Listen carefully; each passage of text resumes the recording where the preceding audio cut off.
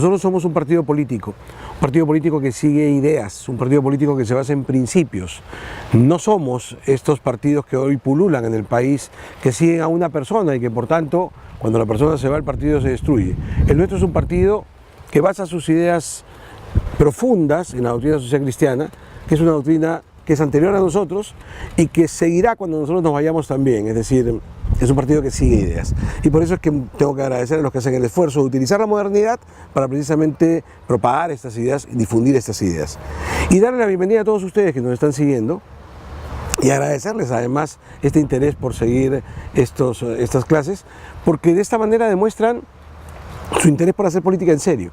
Si el nuestro es un partido de ideas, es fundamental que aquellas personas que abrazan al PPC, que asumen su militancia y que quieren desarrollar política dentro de nuestro partido, conozcan esas ideas, estudien esas ideas, profundicen en ellas, porque en función a conocerlas estrictamente podrán aplicarlas mejor en el ejercicio de la cosa pública cuando les toque representarnos, ya sea como regidores, como alcaldes, como congresistas, como presidente de la República, si es el caso. De manera tal que es fundamental para nosotros la formación. Agradezco a los que permiten utilizar las herramientas de la modernidad y le doy la bienvenida a todos ustedes que se suman a esta tarea de formarse, que es una tarea que no termina nunca. Comencemos primero por una definición rápida de política, si a ustedes les parece, porque estamos haciendo política acá, ¿no es cierto? Definiciones de política podemos encontrar muchas. Para no irnos hasta los griegos antiguos y no filosofar demasiado, en las versiones más modernas podemos encontrar las definiciones clásicas de Carl Schmitt o de Maurice Duverger, o inclusive la visión sociológica de Max Weber, que todas ellas, Maquiavelo también, tienen que ver con una visión política de lucha por el poder, ¿no? La dinámica de la lucha por el poder para, una vez logrado el poder, ejercerlo en beneficio de ese grupo que logró imponerse en esa dinámica de conflicto. Y en una continuación de la tarea política, esa relación entre los vencedores y los vencidos y cómo los vencidos tratan de recuperarse, de adquirir revancha y de lograr en su momento el poder para hacer lo mismo, ejercer el poder en beneficio de sí mismo. En fin, esto entendido en una dinámica además de guerra muy propia de los momentos en los cuales estos clásicos escribían sus teorías políticas. Felizmente, con posterioridad y en mucho por impulso cristiano, ingresa al terreno de la política una concepción también más ética, ¿no es cierto? Y que dice, no, espérate, no es una dinámica de lucha por el poder para ejercerlo en beneficio propio, no. La política es una dinámica de ejercicio del poder en beneficio de la colectividad. Es cómo se toman decisiones y cómo se administra la cosa pública en beneficio de todos y no unos cuantos. En el caso concreto de los socialcristianos, esto tiene una importancia fundamental. Víctor Andrés Belaúnde es un escritor notable. Víctor Andrés Belaúnde, comenzando el siglo XX, ¿no es cierto?, comienza a dar a conocer su pluma maestra con algunos documentos que son estupendos. Yo siempre recomendaré la lectura de Peruanidad. Es un texto muy grande, pero me parece que es un texto fundamental para entender el Perú, a partir de las reflexiones de un social cristiano. La distinción de Víctor Andrés Belaúnde es que él era un pensador social cristiano, así se define. Y él escribe mucho a propósito de estas ideas suyas y de su visión del Perú a partir de estas ideas suyas precisamente. Y lo apuntaré como una reflexión para tomarla inmediatamente después. En los textos de Víctor Andrés Belaúnde hay una palabra que se repite muchas veces: reforma. Víctor Andrés Belaúnde era un reformista. Él plantea permanentemente reformas frente a la palabra revolución que plantean los comunistas, que ya estaban pisando fuerte en América Latina, ¿no es cierto? Recordemos que Víctor Andrés Belaúnde es quien discute con Mariátegui, discusión en el mejor de los términos, digamos, la polémica intelectual de la época es entre Mariátegui y Víctor Andrés Belaúnde. Mariátegui proponiendo ideas comunistas, Víctor Andrés Belaúnde proponiendo ideas social cristianas. Entonces hay una disputa intelectual en aquel entonces que va a dar nacimiento a las ideas social cristianas del Perú, precisamente en la pluma de Víctor Andrés Belaúnde. Y frente a la revolución de la que habla Mariátegui, e inclusive allá de la Torre, después cuando aparece en escena, Víctor Andrés Belaúnde habla de reforma, permanentemente de reforma. Una palabra además que va a desarrollar el propio Luis Bedoya de Reyes mucho después en este texto que le conocemos y en esta gran frase de gradualidad en el cambio. ¿Qué cosa es gradualidad en el cambio? Que los cambios consistentes se dan en el tiempo con perseverancia y con consistencia, con reformas, no con revoluciones, pero bueno, eso podemos hablar después. El tema concreto es que tenemos un Víctor Andrés Belaúnde actuando, dictando cátedra, participando en textos constitucionales, dejando mucho escrito, ¿no es cierto? Y un mundo que nos va enfrentando ante esta dinámica. Llegamos a la década del 60, que es la que plantea la currícula. Con estos antecedentes locales e internacionales, llegamos a la década del 60. En el 60 existía en el Perú un partido político notable, que era la Democracia Cristiana. La Democracia Cristiana, después de la experiencia fallida del gobierno de Bustamante y Rivero, habían entendido algunos de sus discípulos, entre ellos Luis Bedoya Reyes, que era fundamental formar un partido político que le diese sostén a cualquier intento de poder administrar la sociedad con éxito. El problema fundamental de Bustamante y Rivero, que debe haber sido uno de los presidentes más interesantes que tuvimos en esa época, fue que se sostuvo en un partido ajeno, que era el APRA. Y ya sabemos toda la historia de traiciones que hubo allí para sacar al presidente. Entonces, con este conocimiento y con esta experiencia, los jóvenes socialcristianos de la época fundan la Democracia Cristiana, en esfuerzos que hubo en Arequipa y en Lima, ¿no es cierto?, para después todos juntos tener este partido, que era un partido notable, porque tenía espléndidos representantes, tanto en Arequipa como en Lima y en otros lugares del Perú que van plegándose, en el Callao de hecho. Este Partido Demócrata Cristiano tiene alguna experiencia muy importante de trabajo en el Parlamento de la República, se distinguen sus parlamentarios en el Congreso y así van avanzando e irán llegando a una década del 60 que es particularmente difícil por los temas que habíamos expuesto. Frente a unas ideas capitalistas que habían regido en el mundo mayoritariamente, ¿no es cierto?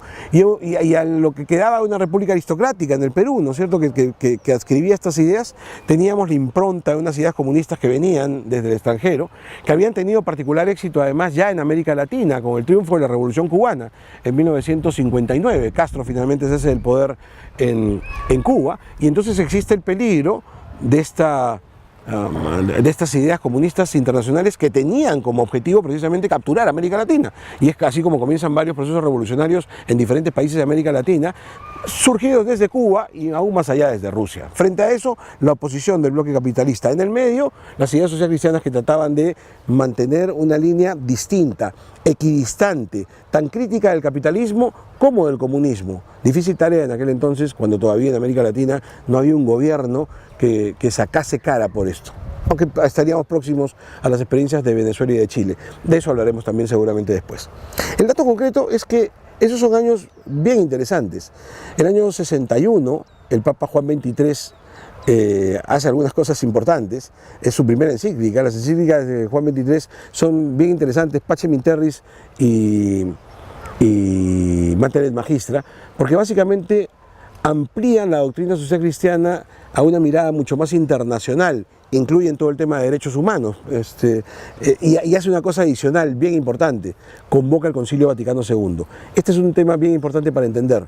El Concilio Vaticano II tiene posiciones muy firmes con respecto a los temas sociales y desarrolla mucho el tema de la doctrina social de la Iglesia. Y a partir de ahí se generan muchas confusiones, porque digamos, atacando algunos formalismos tradicionales de nuestra América Latina, algunos tratan de entender estas posiciones como posiciones de izquierda y tratan de, llevando agua para su molino, desviar pensamientos y hacernos ver que esa era la propuesta cristiana, lo cual no era cierto.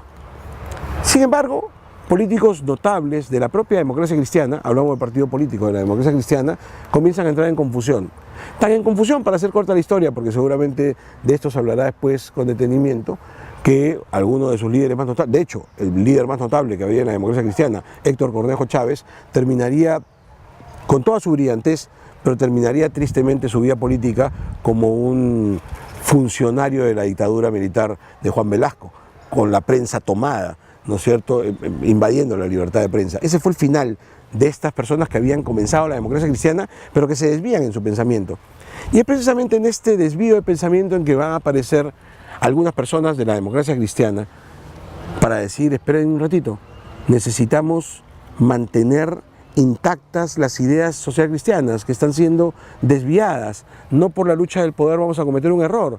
El gobierno de Velasco Alvarado hablaba de reformas y en ese entonces se hablaba mucho de reformas y algunos encandilados por la palabra, recuerda que les había contado que Víctor Andrés Belaúnde hablaba de reformas, encandilados por las palabras, ¿no es cierto?, la democracia cristiana planteaba reformas también, la democracia cristiana ya hablaba de la reforma educativa, de la reforma de industria, hablaba de reformas, de la reforma agraria, que era de lo que más hablaba en la época. Pero bueno, encandilados con la palabra, adscriben a las propuestas de izquierda que comienzan a imperar y se desvían. Y frente a eso se produce pugnas políticas internas y la dolorosa ruptura. Todos nos hablan del dolor con el que se fueron de la casa inicial para formar un partido nuevo que respetase las ideas socialcristianas. Antonino Espinosa, un hombre muy querido por los pepecistas, escribió el ideario y escribió esas ideas precisamente a las cuales ellos querían ser fieles y leales y por las cuales tenían que quedarse en una casa o formar una casa distinta para quedarse defendiendo el ideal de estas ideas socialcristianas. Con él personajes notables como Luis Bedoya Reyes, Rey de Castro, Jiménez Mostajo, Mario Polar, Ramírez del Villar, Alayza Grundy y muchos más formarían el Partido Popular Cristiano en un intento exitoso de defender las ideas socialcristianas. Y exitoso porque tiene más de 50 años ya, en donde diferentes líderes y gente muy notable ha pasado por nuestra casa defendiendo las mismas ideas, los mismos principios y tratando de hacer que la colectividad peruana entienda estas ideas y las aplique a la realidad nacional, tal como con tanta brillantez académicamente las aplicó Víctor Andrés Belaúnde, el primer gran pensador social cristiano que tuvo el Perú. Es lo que tendría yo que decir, digamos, de manera introductoria. La doctrina y la razón de ser del partido, me dicen, fue eso, defender la doctrina social cristiana. Esa es la idea del PPC, hacer docencia permanente sobre estas ideas, participar en la vida política, en el caso concreto de las coyunturas electorales, en las elecciones, pensando en ganar, como no, porque es la única manera de aplicar estas ideas en el gobierno, pero teniendo un objetivo adicional, difundir el mensaje, difundir nuestros ideales, difundir este pensamiento social cristiano que es anterior a nosotros, que es la herencia que nos dejaron nuestros fundadores y que será posterior a nosotros, que es la herencia que nosotros pensamos dejar a los jóvenes que se van acercando a nuestra casa. La herencia más maravillosa que hemos podido recibir, la de las ideas y la del ejemplo en el actuar, que esa es otra, la de un accionar limpio que nos permite decir con orgullo: estos eran los del PPC. Esas son dos herencias que hemos recibido los de mi generación, que pretendemos guardar como un tesoro para pasar a las que vengan. Unas ideas, que son las que recibimos, y un ejemplo, que recibiéndolo queremos dar también para generaciones venideras. Esa es la razón de ser del PPC. Perseverar en las ideas, tratar de aplicarlas en el gobierno cuando nos toca ganar, y si no nos toca ganar, pues insistir en ellas y seguir trabajando y seguir organizándonos precisamente para trabajar en bien de la colectividad, en bien de todos, porque nosotros queremos trabajar para todos los peruanos y a nivel internacional para toda la gran familia, humana.